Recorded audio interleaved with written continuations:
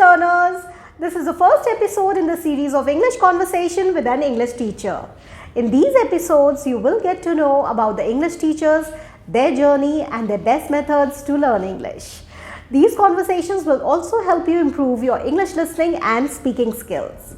So use these inputs to improve your English language skills, and if you enjoy the conversations, don't forget to like, share, and subscribe. Happy learning!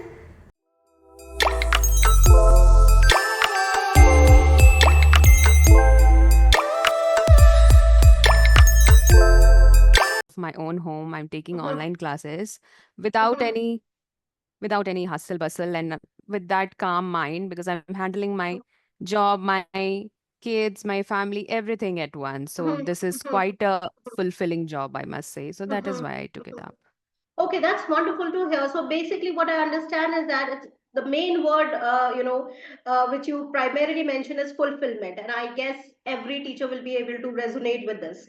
So I'm sure fulfillment is one thing that really gets us going, even when the going gets tough. So thank you for Yes. that. Okay, so moving on to the next question here. How long have you been teaching English?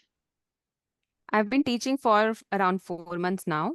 Okay. And I started teaching just to impart the knowledge, whatever I've gained over the years, and to Uh-huh. improve on my communication skills. So I started in Mhm. that way. And Correct. over time, I've also improved. And whatever I am learning on daily basis, I just share that with my learners. So it's been 4 months now. That's great. And two things here. I'm sure it's never too late to begin. And secondly, what I have understood as an English communication coach is the fact that we also learn and grow in this process of sharing knowledge. So definitely, Yes. that pretty much makes sense. Okay, so what levels of English do you basically teach? Is it a beginner, intermediate, or advanced? I teach beginners to intermediate level. I am not ready for advanced level speakers yet because Which is I fine. myself am improving. So that Absolutely. is why I take beginners and intermediate. Which is perfectly fine. Okay, so what types of students do you typically work with? I mean, are they children, adults, corporate clients, or any other? Mhm. Depends on what kind of request I'm getting. So Right. usually I get requests from adults learner, so I'm Mm-hmm. catering to them. So till now I haven't got any students like children. I haven't got yet, Mm-hmm. but all the adults learners, those who are working professional, Mm-hmm. homemakers, Mm-hmm. and some elderly people as well. So Mm-hmm. it's a different kind of experience, catering to Mm-hmm. different people from different walks of life. Correct, absolutely. And I'm sure anybody who's passionate is ideally the one we all are looking for, because age is no bar when Yes. it comes to learning and growing. So yes, that's correct. Okay, so which teaching methods or approaches do you find most effective? Like when I'm talking about teaching methods, I primarily mean to ask whether it's mainly the online platform, the offline platform. Is it collaborative learning? Is it like lecture based learning, as we may say? Is it a hands on learning, a demonstration kind of a learning, or like a small group kind of sessions, or is it blended learning, blended as an online and offline combined?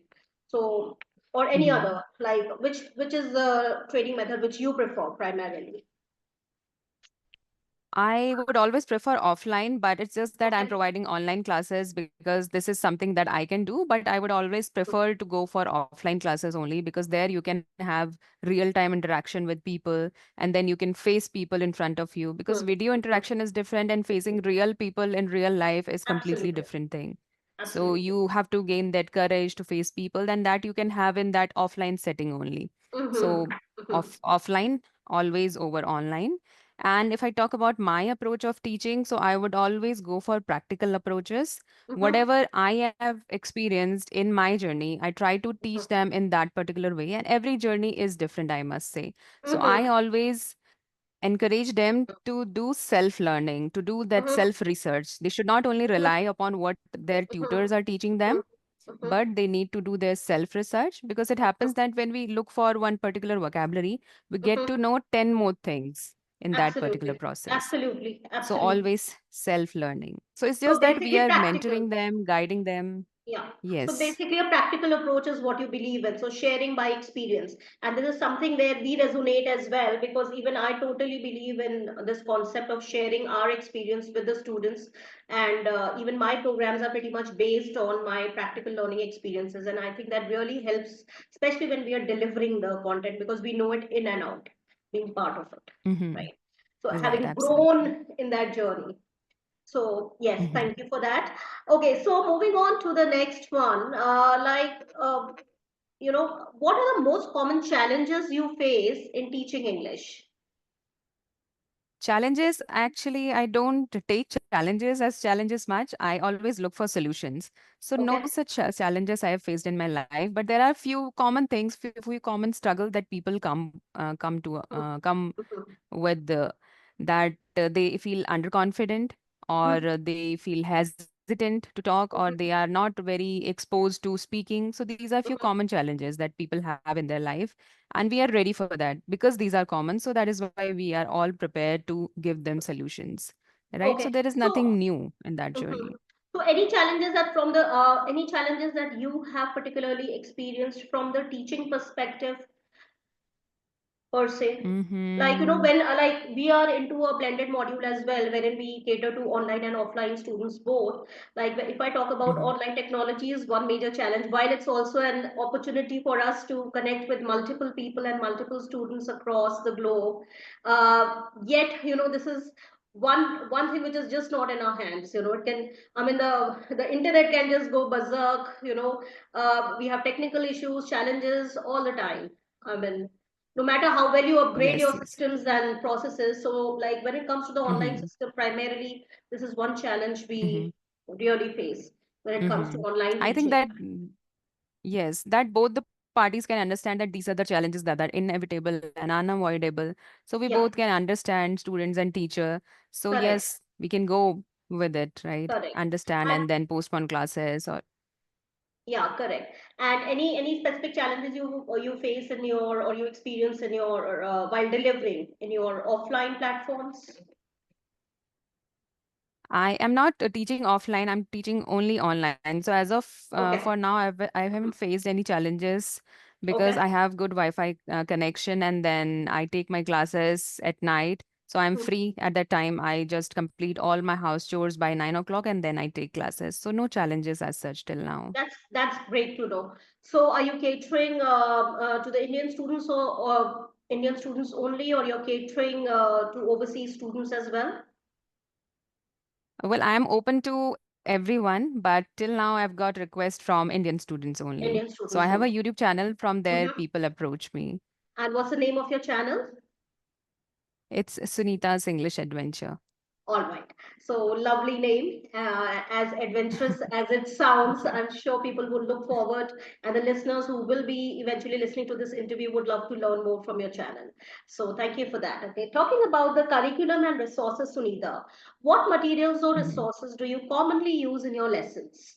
Like, do you cater to any online resources or textbooks, or is there any other source through which you try and gather data to deliver? Mhm. So you might get surprised here because I don't have any set curriculum to cater to Okay. students as of Mm-hmm. for now, or whatever are their needs. I whenever I start my classes, before that I have a little chit chat with them. I used to have a Okay. little chit chat, Mm-hmm.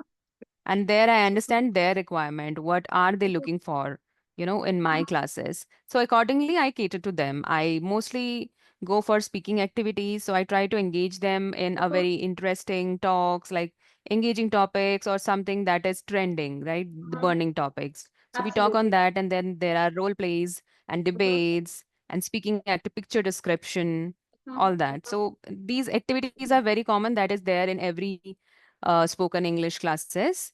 And it's Okay. just that we keep on encouraging them to speak from the very first day. So we just have Okay. to guide them wherever they are making a little grammar mistake and all that. We have to keep on encouraging them to speak, no matter how many mistakes they are making, but encourage Absolutely. them to speak. Absolutely. And I'm sure Mhm. mistakes are part of the learning process anyways. So, all right. So thank you for that. answer. Now, moving on, how do you tailor your curriculum to meet the needs of diverse learners? Like, I'm sure you must have come across different levels of feedback, different kind of students. So, how do you cater? I mean, you did mention that you don't have any set curriculum per se. It depends on what the students need. But how do you decide for Mm-hmm. your channel what is the content that that you'll be delivering next? Mm-hmm. For my Given the channel. Yeah, for your channel or whichever platform you choose to teach. Like here, Mm-hmm. I believe your channel and the offline medium is what you Mm-hmm. cater to primarily, as far as my Mm-hmm. understanding Right. goes. So Yeah. yes. So if I talk about my channel, so that is purely English conversational videos channel. It's based on that. So my Okay. niche is actually English conversational videos. I do Mm-hmm. that there. And I Okay. take up my classes on Zoom. So Mm-hmm. if I got a student or I got a learner who is preparing for his interview, so I Mm-hmm. try to give him content or curriculum related to interviews only. And I Okay. keep on telling some practical things that he can do for to crack his interview, right? So there are few things that people get people get discouraged when they get fail in any interview, so they get discouraged. So I Mm-hmm. tell them that it is not a thing to get discouraged. It's just that there are many things involved in that interview. Management is also involved. It's just not that that particular person is rejecting you, but the whole management is involved in that particular thing. So it's not your fault that you are getting rejected. You should do your 100%, but keep on appearing for interviews because it's not because you didn't get failed because of your fault. There could be Right. other reasons as well. Mm-hmm. So You have to coming give back to them my practical approach. Okay, so coming back to my question here, wherein I would again like you to elaborate a little bit around around how do you tailor your curriculum.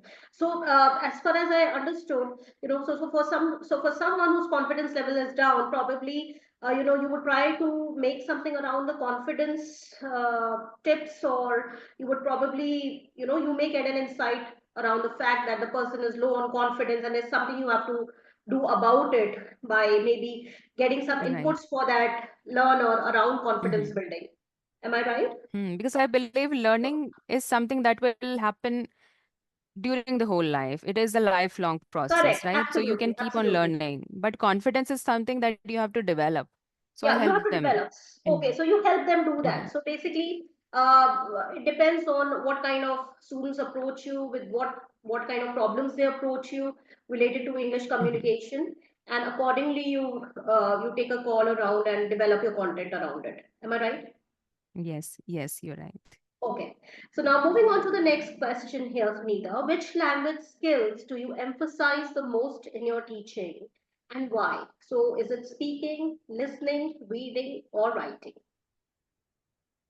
I emphasize more on speaking because they Okay. are here to learn spoken English. So without Mhm, speaking, they cannot be a very good mhm, speaker, right? mhm, So speaking from the very first day, but mhm, all the other mhm. aspects are equally important. So Uh-huh. reading can also help you definitely in Mhm, gaining that structure of thoughts, clarity of thoughts, mhm, or gaining the mhm, perspective. Because there are many people mhm, out there who don't have their own perspective, but still mhm, while reading books, they can gain that perspective and make their own as well, right? They can uh-huh. Mhm, just get help from books. So books are mhm, gateway to structure thoughts, structured sentences. So they get to learn a lot mhm, many things through mhm, reading. And then mhm. writing gives them time to think and recall whatever they Correct, are learning correct, through the correct, process. Yes, correct, so everything is important. Listening also plays a very vital role because the observation you do and then correct, you pick correct, few words here and there. correct, So correct. every aspect is important. Correct. So I totally agree with you here. And we have a channel, Learn English with Pallavi Anand. So there we focus a lot on listening primarily, followed by the other aspects. Because like you correctly mentioned, all four aspects need to go hand in hand. So that's correct. Okay, so how do you help students develop their confidence in speaking English? So are there any particular Mhm. tips that you share with them in terms of boosting their confidence when it comes to English conversations? Since you mentioned that you lay a Mhm. lot of emphasis on speaking. Yes. So I must say there are no set rules that we can provide them, or there is no any manual that they can read and gain that confidence. So I Okay. try to understand their situation first, what are they going through, and I go deep into their problem, and then Mm-hmm. I provide solution. There are some people who are just so, very hesitant to talk to Mm-hmm. people or to face them. So there Mm-hmm. could the root cause of this problem could be that they are not actually meeting people in their real life. Mm-hmm. Like we can just leave this English part, and they are actually not very social in their life, and then they are expecting to face people while speaking English. So that could be a very difficult task. So you Mm-hmm. have to bring that into your personality itself, no matter what Absolutely. language you are speaking. Absolutely. And I So you have to completely go agree with deep you. down into this issue. Hmm. Absolutely. And like when like we conduct personality development and confidence building classes as well. And the first thing is in lines with what you said. It's about developing your own personality, by taking small steps like meeting and greeting people, like coming out of your shyness. And according to us, Hmm. everything has to start from home, you know. You cannot not Right. follow the right practices at home and expect that you will be an Hmm. expert outside. That won't help. Right. So Hmm. yes, lots more coming up there. Okay, so moving on here, how do you incorporate technology into your teaching? Like when it comes to the online tools, the apps. So how do you incorporate technology into your teaching methodology? Hmm. Like do you, Technology as in. as in, do you use a lot of online tools? Do you use a lot of Mhm. apps, or you're just, a social media platform? Or, what kind of technology do you incorporate into your learning systems or into your teaching Mhm. systems, I as I may say? personally, yes, Basically, yeah. yes. Other than this Zoom platform, I personally use ChatGPT a lot to Okay. just support my learning system or my teaching system. So Okay. whenever I need any stories to tell people or for Uh-huh. reading and comprehension, I just extract few stories from ChatGPT, right? Uh-huh. And ChatGPT is so handy that you want some idioms to teach your students or some new Right. vocabulary, you can Right. quickly get it. So this is Right. my go-to tool. And then Okay. Grammarly. Uh-huh. Grammarly is a fabulous Grammarly.com. tool to correct Uh-huh. your grammar Correct your grammar. mistakes and Correct. Correct. improvise your sentences. So Absolutely. Grammarly and ChatGPT specifically. Okay, so when it comes to Chat GPT, have you like enrolled yourself for the advanced Chat GPT tool, or you're just using the basic, which is a no I'm using pay the free tool. platform, the Yes. free tool primarily. Okay, Yes. so have you come across any limitation in that, as such, like limitations to the number of searches it offers? And then, if yes, that is Mm-hmm. the case, then how do you move forward? Not about searches, but there is a limitation that it doesn't always provide the right response. So Okay, there could be some wrong responses as well. It's just that you have to prompt ChatGPT again to okay. make sure that it is providing the right response to you. So there could be some errors as well, but you Hmm. have to be smart enough to find those and ask ChatGPT again to just be sure about it. Okay, so what if you will exhaust your limit on the number of searches? Then what will be your next step Mhm. there? I'm not sure if there is a limit to searches because I haven't experienced this kind of situation till now. And Okay, if there would be any such situations, I'll go for paid version.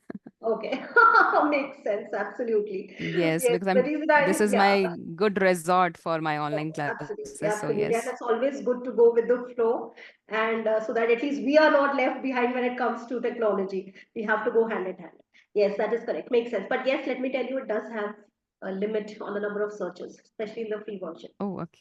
Okay, Oh, so what are your thoughts on the effectiveness of online versus in-person teaching, which is offline teaching, like face-to-face? Like, which teaching method do you feel is better? Is it online or offline, or you think both have their own set of pros and cons? mm-hmm. Yes, I feel that both has its own pros and cons, but still, through online classes, we are able to meet people from across the world. So that is Mhm. one of the best Correct. pros we are getting from online classes, right? If Absolutely. you are liking any tutor, you are so close to them, or you want classes from them only, then Uh-huh. on a snap of finger, you can just enroll to their classes, no matter in which city they are. So regardless of Mhm. their location, you can still have classes from them. So this is the benefit Mhm. it is providing. But there are some drawbacks, and drawbacks are not very, major. There's just Mhm. that technology or related internet issues and all that. So that can be sorted out. Offline classes are always best, I must say. Mhm. But there are few limitations that you have to look for the nearest tutor available. Correct, So correct, that's the correct. only limitation. And plus If the you're getting physical a good space. tutor, mm, Correct. space also. And if you're getting a Space. good tutor, then it's a win-win situation for both of them. Absolutely. I agree. So moving on to the professional development section, Sunita, how do you stay updated with the latest trends and techniques in English language teaching? Hmm. So how do you Okay, keep so yourself updated with what's going on in the market?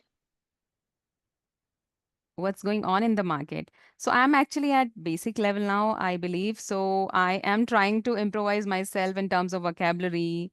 And then I'm not much after idioms and advanced vocabularies Okay. because I'm Mhm, trying to be very expressive at first or fluent at first. So I'm not, mhm, into a lot of certifications and all that. So I'm mhm, not thinking about that at all. But if mhm. somebody wants to upgrade themselves, then Uh-huh. they can go for certifications. Okay. But then how do you stay updated with the latest trends? Like if you see something new has come up in terms of the learning techniques, would you immediately imbibe it, or would you just wait until a need comes your way to imbibe that Mm-hmm. particular trend or technique, you know, Mm-hmm. I believe that we should not follow trend blindly. So blindly? whatever you feel like, Mm, if you think that this uh-huh, can benefit your students, then we can pick up uh-huh. that trend and follow that trend. Correct. I follow many good tutors on YouTube as well. Those Mm-hmm. who have been just providing their insights on their YouTube channel. So I've been following them. Mm-hmm. If I'm allowed, so I can name few. Absolutely. Please go ahead. This is Mhm. a So there collaborative is a platform, so yes, feel free. Okay, so there is a channel. Her channel name is Speak Up with Mopriya. She is a very good tutor. So she has an own platform where she provides her insights on this language and Uh-huh. new learning techniques. Mm-hmm. And then there is another tutor. Her name is Rini Rose. So she is Mm-hmm. also an impeccable speaker. So I learn a lot from her, and I Okay. go for vlogs channel as well. So Okay. I recently discovered this vlog channel called Ash and Summer. So Okay. it's, I think, perfect for learning Okay. English and for learning Indian culture as well, because Okay. they go on traveling in India, a lot of cities. Okay. So Uh-huh. yes, I think learning Salmon culture Ash and English. is Mm, the channel you are referring to, right? Salmon Ash. mm. Ash Yeah. and Summer. It's Ash and Summer. Mm-hmm. Okay. So that must be different then, I guess. Okay. Okay. All right. But it's nice to know that, that we all believe in learning while sharing our respective best practices with each other. Because I'm sure, I'm sure that being a teacher, we all believe in each one, teach one. So, likewise, we all should encourage collaborative learning, is what I feel. So, here we should go hand in hand with each other so that the learners across their benefit on a larger scale. So yes, thank you for sharing those wonderful names, and the learners can themselves choose the best practices and apply them. Okay, so moving on to the next question here. Are you involved in any professional organizations or communities related to English teaching? Not as of for now, I am freelancing, but we have a good plan that we few YouTubers who are tutoring as well on their own. So we are going to collaborate and provide beginners a very good platform Uh-huh. to learn English at a nominal cost, a reasonable cost. So yes, we have some plans. And that sounds wonderful. Okay, so moving on to the collaboration and community part. I'm sure my favorite section here. So, are you interested in collaborating with other English teachers as well? Like you said, I think your answer should be yes, though I don't want to really prompt you for it. But are you really interested in Mhm. collaborating with other English teachers? And if so, I'm in what always capacity? interested. Hmm. It's always intrigued me to learn from teachers as well. It's not just about Hmm. collaborating with them, but you'll Absolutely. get to learn a lot from their experiences too. So Absolutely. always a big yes. Okay. And if so, in what capacity? Like, are you open for any kind of learning and sharing, or do you have any restrictions around the kind of learnings you would like to offer on your platform, or you're open for any kind of a learning which you think can benefit the viewers and the students across the globe? Yes, yes, I'm open for anything. It's just that I am a homemaker. So Okay, I have my few restrictions like time constraint. So of course. whatever I can do best for my learners, I do that out of the limited time I Mhm, mhm. have. That's wonderful. Okay, so how do you engage with the broader teaching community to exchange ideas and experiences? I'm sure one way to do that is like how we have come together to offer our insights to the students across the globe. So, is there any other way in which you think the engagement can be done with the broader teaching community Mhm. as a whole? I think YouTube is the best medium where you can cater to broader audience, right? Uh-huh. So this is the best medium, I must say. As of for now, I'm not aware of any other platform where we can meet and greet, like, and cater to wider audience. Sounds good. Okay, so moving on to the personal insights section, Sunita, what do you find most rewarding about teaching English? About So, teaching English, yeah, most rewarding is that we are teaching and along with that we are learning. So that is absolutely, something most rewarding. absolutely. So we learn and grow in this process, and like you Hmm. said, fulfillment too. I'm sure. Yes, Absolutely, yes. and I totally agree with you there. Okay, so can you share a memorable teaching experience or success story if it clicks you right now? Hmm. Any Yes, memorable? Yeah. yes, I had a student. His name was Gaurav. So he came to me for his interview related issues. He had been to many interviews, but never ever able to crack those interviews. So he came to me, and I was also once HR in an IT company. So I had a good experience about all this thing. I used to Mhm, conduct mhm, interviews and select mhm, students, shortlist them. So mhm, yes, I had a good experience. So I helped him crack that interview and helped him in his English as well.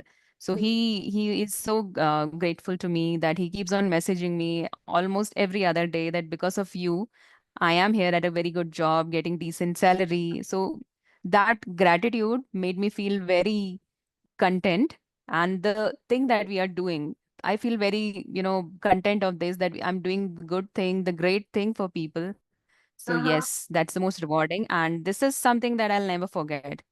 The gratitude that he is Mhm, extending to absolutely, me. and I think there can be no better way to to feel elated other than the fact that the students become something in their lives and they have taken some insights from us and applied those learnings there. So I think there can be nothing Right. better than that. So that's wonderful. Yes. That's And they wonderful, and give I you can. credit as well. Yes, they give you credit, and more than that, they have if they have applied the learnings, I think there can be nothing Hmm. better than that. Okay, so moving on here, what are your future goals as an English teacher, Sunita? I would like to cater to even more people across India and maybe across world as well. So I want to Okay. be confident, very confident, I must say. So no matter who is in front of me, I want to talk to them confidently. I want to cater Mhm. more and more students. And I'm looking forward to group classes more than just Uh-huh. one-on-one interaction, Absolutely, right? Because we absolutely, get to know absolutely, more people, we can absolutely, help absolutely. more and more people. So Absolutely. that And as there are well. more activities that can be conducted. But having said that, I think one-on-ones and group learnings both have their respective benefits, as in they have their set of Right. pros and cons both. I mean, cons being a Hmm. little less, I think pros are more Hmm. because then everybody comes with their own individual needs. So I think we should, Right, as right. as English communicators, I think we should be open to both levels of learning. So yes, that makes sense. Yes. Okay, so like any additional thoughts or insights that you feel are relevant? For learners, I would say that they have to take that first step because Uh-huh, many are waiting for that perfect time. So uh-huh, I would also say that I also took a first step in this journey, and little did uh-huh, I know that it will transform my life drastically. So you need uh-huh. to take that first step, no matter Mhm. how many mistakes you are making, or what situation you are in, what place you are in, you don't have Mhm. resources, or all that excuses, just keep that aside and take that first step towards speaking. And in no time, Mhm. you would be a fluent speaker. Mhm. Mhm. Absolutely makes sense. So, how do you plan to continue growing in your teaching career, Sunita? And that would conclude the this session for us. So, how do you plan to continue Mhm. growing in your teaching career? My plan is to collaborate with more and more teachers, because I keep on, these days I'm getting few opportunities where trainers are approaching me to collaborate with them. So Mhm. I never miss any opportunity to learn from them. Mhm. And I think that if I learn from trainers, those who are already experienced in this field, so that will make me grow in my career as well. And I Mhm. can just apply their methods, their ideologies in my teaching as well, and Mhm. provide learners with better teaching teachings. All right. Thank you so much for those wonderful insights, Sunita. It was wonderful having you here. And we wish you all the best in your future endeavors. And we hope to have more conversations with you ahead. Happy Thank you learning so and much. happy teaching. Yes, thank you Thank you so much so for having me. much. Okay.